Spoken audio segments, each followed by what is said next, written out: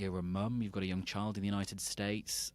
You know, there's lots of stuff in American food that you might not want to give a child, and yet which they're given. Completely. I guess the issue here is it's very easy to sort of tip into the land of misinformation. From The Times and The Sunday Times, this is The Story. I'm Luke Jones.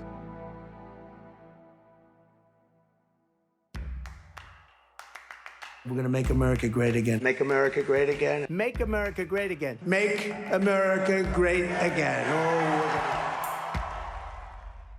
You know the words to that tune, but how about this one?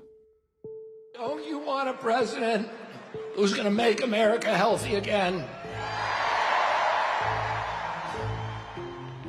After long being a thorn in Donald Trump's side as a very popular independent candidate in the presidential election last year, Robert F. Kennedy Jr. has now fully embraced the MAGA movement, somewhat refashioning it as the MAHA movement. President Trump's most controversial cabinet nominees are expected to face tense confirmation hearings. A jam-packed week here on Capitol Hill of what are expected to be tense confirmation hearings for 3 of Donald Trump's most controversial hand-picked nominees, including Robert F. Kennedy Jr. When he tapped up RFK Jr., political scion turned conspiracy theorist, as health secretary, there were audible gasps in some circles. This, after all, was the man who accused the Food and Drug Administration of waging a war on public health and called the Centers for Disease Control and Prevention a fascist enterprise. But there was one corner of the internet where the announcement inspired quite a different reaction. Make America great and healthy again. Oh my God. Guys, it's happening. Someone finally in the political arena standing up for our children for once. To concerned Momfluencers, that is mum influencers, across America, RFK Jr. is a hero with the courage to take on Big Pharma, Big Food, and Big Ag. I feel like I haven't ever heard anyone in politics talk about the issues with our food and our water. Why are you so worried about if I give my kids something that has fruit juice instead of a petroleum-derived ingredient?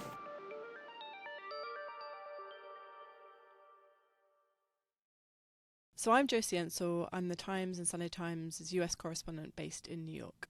I spoke to 3 or 4 women who kind of describe themselves as momfluencers, as well as a woman who not only is a momfluencer, but she also is someone who works in advocacy and has done with RFK Jr. dating back at least a decade.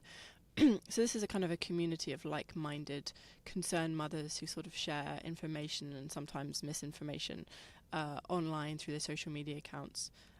They're often referred to in this kind of online speak as crunchy granola moms, which has sort of become a shorthand for women who practice a sort of naturalistic, holistic lifestyle that incorporates into their parenting. And so that involves what kind of thing? Classic crunchy mum does what? Classic crunchy mum. So, okay, there's a baffling array of these online modern parenting phrases. So if you're not on TikTok and Instagram, then maybe you shouldn't be if you don't want to hear these phrases. But so crunchy granola, let's just break it down. It's a kind of, think unmedicated birth, cloth nappies, breastfeeding through toddlerhood. And then on the other side, there's silky granola, which kind of embraces this medical science and screen time for your kids. So it kind of caught on, I don't know, 5, 6, 7 years ago, in part inspired the kind of hippie movement of the 60s and 70s, where when you think about granola, you think about kind of sandal-wearing liberals who reject science. So that's kind of what the stem and the origin of these terms comes from. And is this a big thing? It is fairly big, yeah. I mean, there is so much. I mean, I'm now part of this community. Oh, you've wrecked your algorithm by searching for them.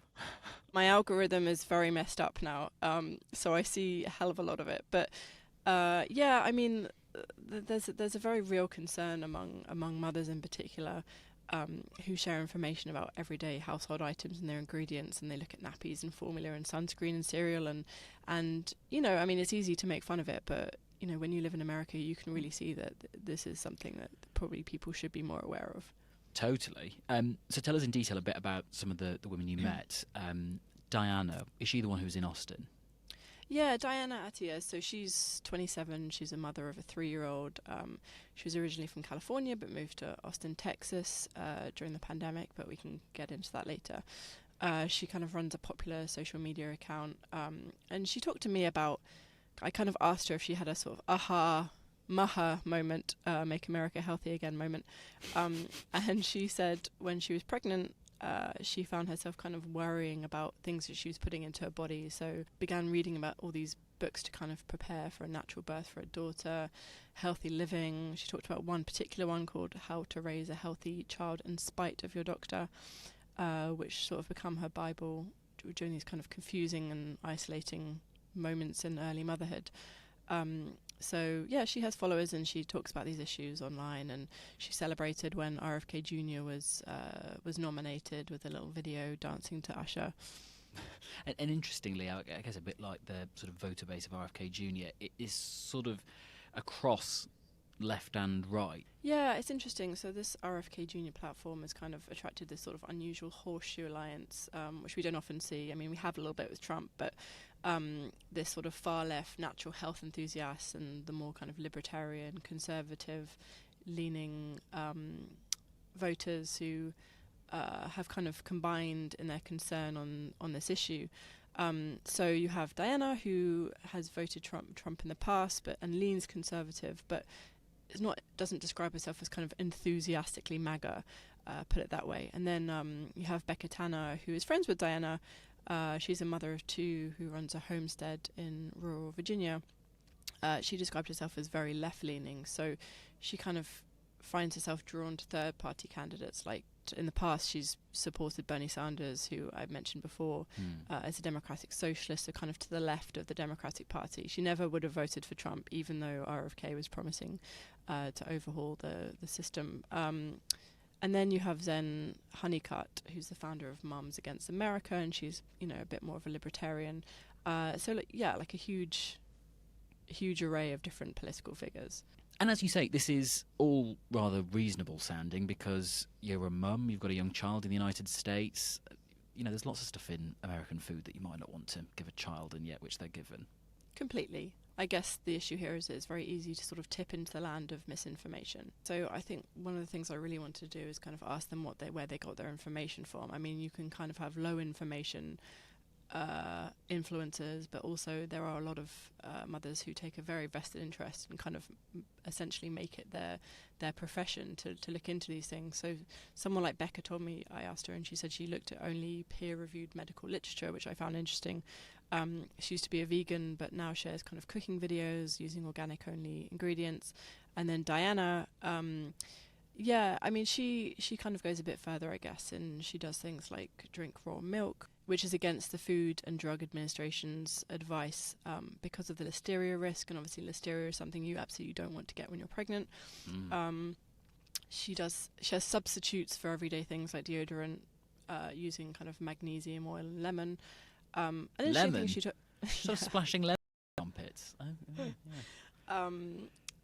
She also kind of has an interesting take on, I was talking to the day after my own kid had a fever from a cold, and she was talking to me about what she does as a kind of first line of defense. And she said that she often gives her daughter onion water if she's spiking a fever, because she said that she'd heard and she'd read that essentially the use of Tylenol here, which I guess is paracetamol at home, but mothers give it to their kids to kind of reduce fever, and one of the biggest risks of having a fever in childhood is seizures that could be linked to it. And I asked her, and she said, that she'd read that seizures are most often caused by the kind of dramatic drop in temperature, which she said, and she saw it happening when you give them pain-relieving drugs. So she was talking about it as letting the body have a natural way of fighting off the virus. But doctors we've spoken to deny that there's any kind of increased risk of seizures with these drugs, and say it's about managing a child's pain and misery, essentially. So if a child has a particularly bad fever, paracetamol and not onion water might be a good thing. That's what they advise, and this isn't something that's kind of linked to profits, it's kind of based in medical science.